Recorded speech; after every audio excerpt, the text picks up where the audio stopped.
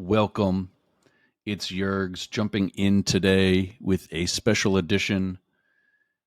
Woke up today, checked social media, and found that today is a very special birthday for our industry. Today is the 105th birthday of the late, great Paul Harvey. If you're watching this on YouTube or any other video podcast that we use, you'll see that you don't see me. And that is because our birthday boy is one of the greatest radio broadcasters in history. So like our season 1 finale, you're just going to hear my nasty ass voice as I try to be at least a little bit classy for a guy who wore a suit and tie every day to not be seen wearing it. Let's talk about this guy. Let's get started. 105 years ago, on September 4th, 1918, Paul Harvey was born.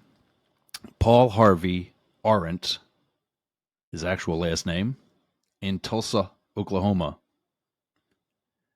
Here are some points of interest about this young man's remarkable life. His mother raised him alone after his policeman father, another association to my life, after his policeman father was killed in the line of duty when Paul was 3. Harvey is remembered for his The Rest of the Story segments, which aired 6 days a week on more than 1,000 radio stations from May 10th, 1976, until Harvey's death in 2009.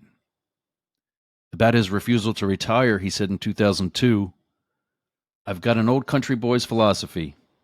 When the car's running, you don't look inside the carburetor, just keep rolling."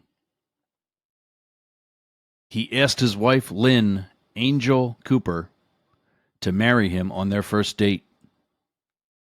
She was his producer, director, writer, and the conceiver of The Rest of the Story. He said, "Since the first day of our marriage, we've worked side by side.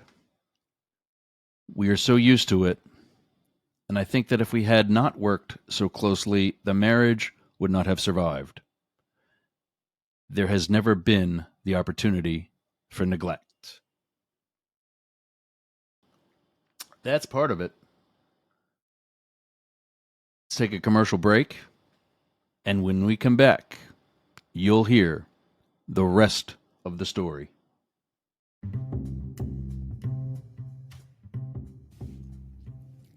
Hi, I'm Jane Stahl, retired high school English teacher and Director of Community Relations at Studio B Fine Art Gallery in Boyertown, Pennsylvania.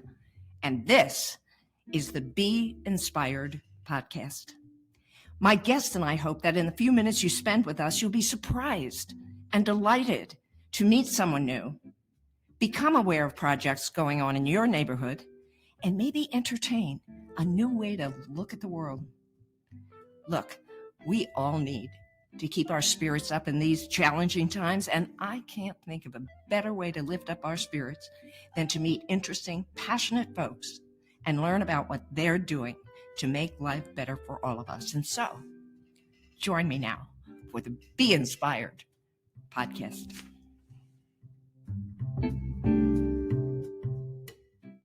We're back, gang. So when I left you, we were talking about Paul Harvey's marriage. And something I learned through this, that he was also the son of a police officer.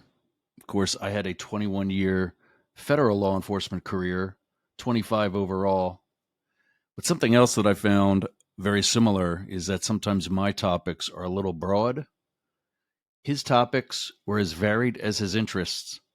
He said, "I want to know something about everything. I may not like rap music." There's something else we got in common. "I may not like rap music, but I have to know something about it in order to inform my listeners. I have an insatiable curiosity that has given me a little insight into a lot of things. My son once tried to make a list of my hobbies and interests over the years. He eventually stopped at about 50. The list was getting too long. He only advertised products that his family actually used. There's a podcaster in the making. He bought stock in the companies that sponsored him, and he wrote the ad copy himself. Wow. Wow. That sounds familiar. Paul Harvey was outspoken about his patriotism and his Christian faith, and he disagreed without being disagreeable. He always did so respectfully. Lost art.